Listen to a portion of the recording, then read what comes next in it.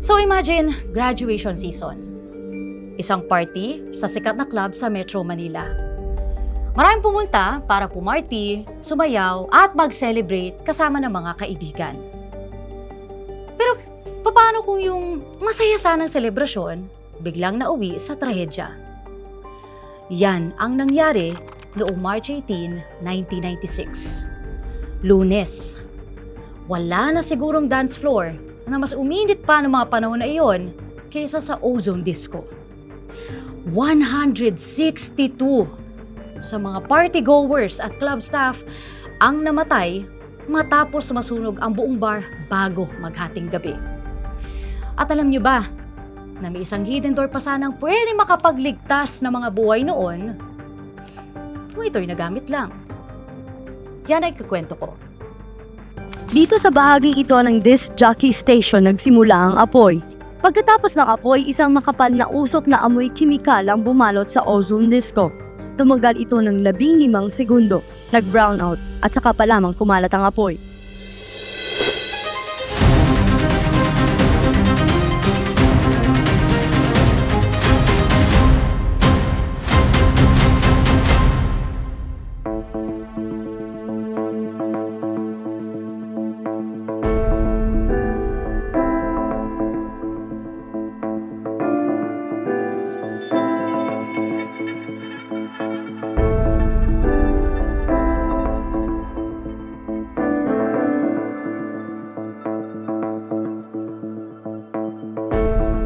Noong mga panahon na ito ay hindi pa na-imbento yung mga high-tech cellphones na meron tayo ngayon. So wala pa yung mga high-speed internet, video streaming apps, at higit sa lahat, wala pang social media.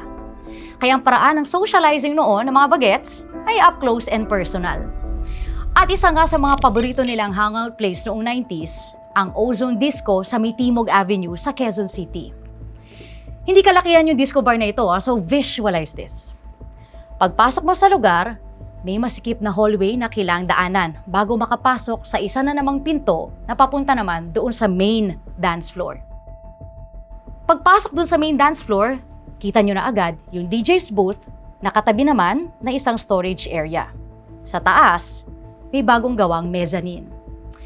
And of course, what's a disco without the fun, neon, strobe lights at yung mga bonggang sound system? So imagine nyo lahat ng mga structures na nabanggit ko sa inyo ngayon. Pinagkasya ng may-ari sa loob ng 50 square meter na bar. Anong gabing yon, idagdag nyo pa sa loob ng bar ang nasa 400 customers at staff kahit na may maximum capacity lang yung lugar ng 50 to 100 na tao. Karaniwang 50% off ang entrance fee sa Ozone Disco tuwing Lunes. Pero extra special yung gabing yon dahil binabahagi ng tinatawag lang end of the school year promo, walang entrance fee at discounted pa ang mga food and drinks. Sino namang di pupunta? Actually, kahit ako pupunta ako, di ba? At isa nga sa mga pupunta nung gabing yon, si Junie, na 16 years old that time.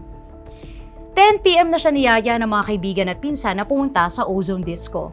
At pagdating nila, as expected, marami ng tao. Pero nakakuha pa rin sila ng upuan malapit doon sa DJ's booth. So kita niya mula sa kanyang pwesto, yung mga nagsasayawan tsaka mga nagkakasiyahan ng mga kabataan na ini-enjoy yung tugtugin sa disco. Habang palalim yung gabi, padami ng padami ang mga dumarating dito sa disco bar. Wala silang kaalam-alam sa malagim na trahedyang nagbabadya sa lugar. 11:35 PM. Nagkaroon ng isang spark dito sa may DJ's booth. Na-excite sila kasi akala ng mga customer na sumasayaw kasama yun doon sa visual effects dun sa mga neon strobing lights mula sa kisame. Pero yung spark, naging apoy. Yung apoy, gumapang sa kisame hanggang sa, in just a split second, lumamon na sa buong dance floor itong apoy. Sinubukang warningan ng DJ sa booth yung mga tao, pero bumigay na electrical system kaya hindi na gumagana yung mic nung panahon na yon. At dahil nga nawala ng kuryente, nagdilim sa lugar. Tanging yung liwanag na lang mula doon sa apoy ang gumagabay sa mga nagpapanik na mga customer na hinahanap yung exit. Sila Junie, nang madaling umalis papunta doon sa may hallway bago pa tuluyang lumaki yung apoy. So naitulak niya yung pinto palabas ng dance floor hanggang sila makarating dito sa may hallway.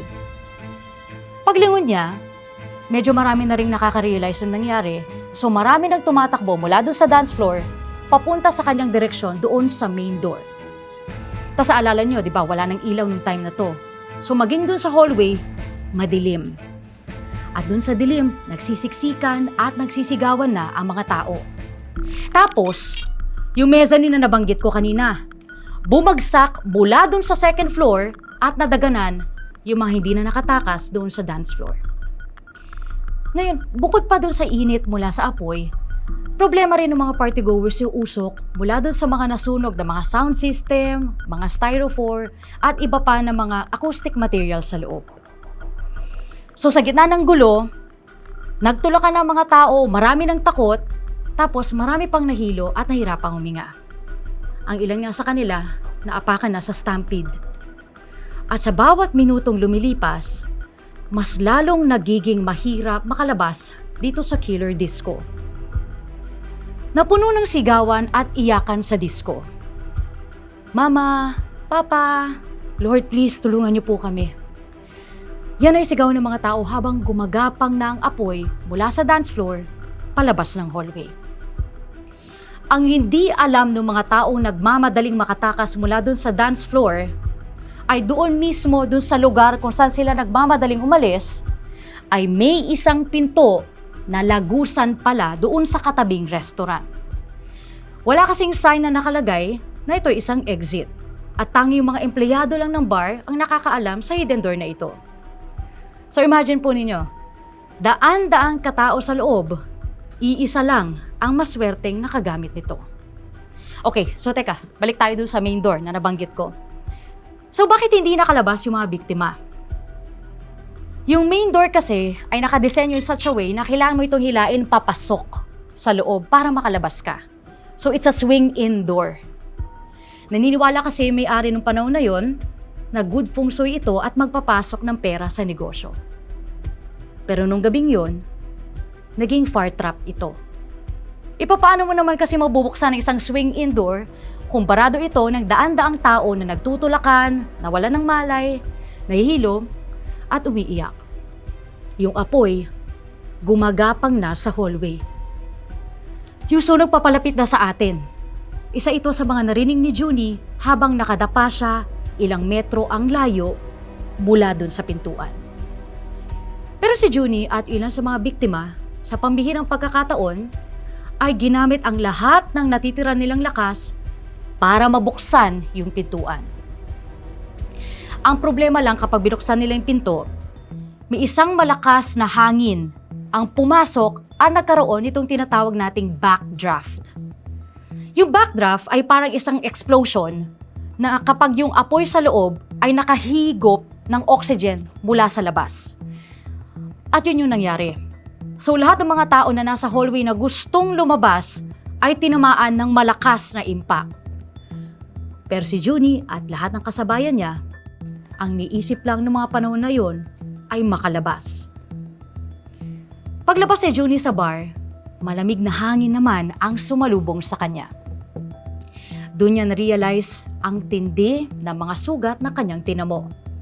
Parang asido yung hangin habang tumatama dun sa nasunog niyang muka. Wala na rin siyang isang tenga at sunog na maging kanyang mga pilikmata. That time hindi na rin siya makapagsalita ng maayos dahil sa dami ng usok na kanyang nalanghap. Tanging yung etiketa na lang sa kanyang pantalon, yun naging daan para ma-identify siya ng pinsan na maswerteng bumili ng sigarilyo sa labas bago magliyab yung bar. 12:05 a.m. ng Martes, March 19, 1996. Dumating na mga bumbero para upalahin ang apoy. Tuloy-tuloy ang pagbobomba nila ng tubig sa bar hanggang sa maapulan nila ito after 1 hour. Pasintabi muna ha sa mga susunod na detalye. So, nung humupa na yung apoy, tumambad sa mga otoridad ang magkakapatong na sunog na bangkay doon sa may pintuan ng disco. Nagkadikit-dikit na ang katawan ng mga kawawang biktima na hindi na nakalabas sa lugar. Mula dun sa entrance door, nagkalat din yung mga bangkay doon sa hallway hanggang sa pagpasok niya sa dance floor ay 4 na layer. 4 na layer ng mga magkakapatong na mga labi ang naabutan nila. Ang iba sa mga biktima natagpuan sa ilalim ng mga tipak ng semento mula dun sa bumagsak na mezzanine. Kwento pa nga ng isa sa mga unang rumesponde. Akala nila foam ang tinatapakan nila sa loob dahil sa sobrang lambot ng kanilang tinatapakan. Pero later on, nalaman nila, bangkay pala ang mga ito. Ang dating makulay na disco, binalot na ng kadiliman at puno na ng bangkay. 162 ang nasawi, 95 ang malubhang sugatan. Kahit wala pang social media noong mga panahon na yon, ay mabilis na kumalat yung balita na nasunog ang ozone disco. Ito rin ang laging laman ng mga midnight at morning newscast sa mga radyo at telebisyon. Kaya marami sa mga kaanak ng mga biktima ang mabilis na dumagsa sa labas ng bar. Pero maging sila, hirap na makilala ang mga survivors dahil sa tindi ng mga sugat na tinamo ng mga biktima. Swerte ang iba kung sa ospital nila natagpuan ang mga mahal nila sa buhay. Kasi ang iba, sa punerarya. Mas matindi ang naging hamon dito dahil pahirapang malaman ang pagkakakilanlan o identities ng mga namatay. Sobrang sunog na kasi ang bawat bangkay, yung iba halos na abo na, at tanging mga buto na lamang ang kanilang na-recover. Ilang forensic experts, pathologists, maging mga dentista ay nagtulungan. Pero sa huli, may 18 labi ang hindi na talaga ma-identify. April 2, 1996. Napagdesisyon na ng mga naulila na magsagawa na lang na isang mass burial sa Marikina para sa mga unidentified bodies. 18 ataol, isang lapida. At nakaukit dito ang mga katagang in memoriam to the ozone disco fire victims. Bilang isang ina, hindi ko ma-imagine yung sakit na nararamdaman ng mga magulang doon habang nililibing nila ang kanilang mga anak. Sabi nga nila, di ba, ang namatayan ng magulang ay tinatawag na ulila. Pero walang tawag sa mga magulang na nawalan ng anak dahil hindi po kayang ilarawan ang isang salita ang sakit na kanilang nararamdaman. Ang masalimuot pa sa sitwasyon nila, dahil hindi ma-identify yung mga katawan, ay hindi man lang nila alam kung nasaan ang labi ng kanilang anak doon sa 18 ataol na sabay na binabaon sa lupa. So, ano bang nangyari nung gabing yon? Sino bang nagpabaya at sino bang dapat managot? Sa mga investigations, ito ang lumabas. Una, overcrowded ang disco club.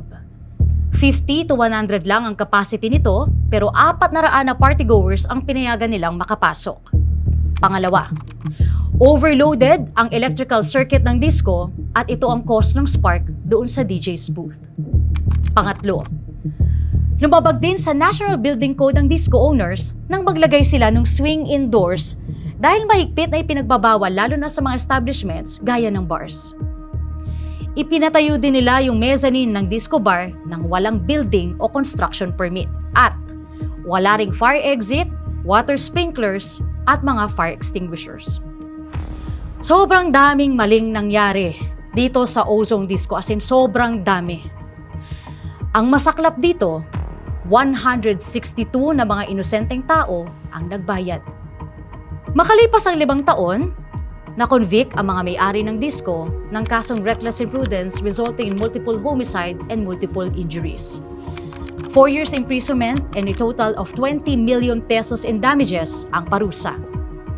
At 14 years after, noong 2014, natulan rin ng guilty sa kasong graft ang ozone disco owners at ilang city engineers na nagbigay ng permit to operate kahit ang daming nilabag na city codes. 6 to 10 years naman ang parusa doon. 2025 present day. Ang dating ozone disco ay isa ng sikat na kainan at wala na makikitang anumang bakas ng masamang nangyari. Pero para sa mga biktima at survivors gaya ni Junie, ang malalim na sugat ng nakaraan ay dala-dala pa rin nila kahit lumipas na ang halos 3 dekada. At yan ang kwentong Disco Inferno noong 1996. Kung nagustuhan ninyo ang kwento ko, mag-subscribe, like, share at comment dito sa aming YouTube channel. Ako po si Liza Aquino at ito ang Philippines' Most Shocking Stories.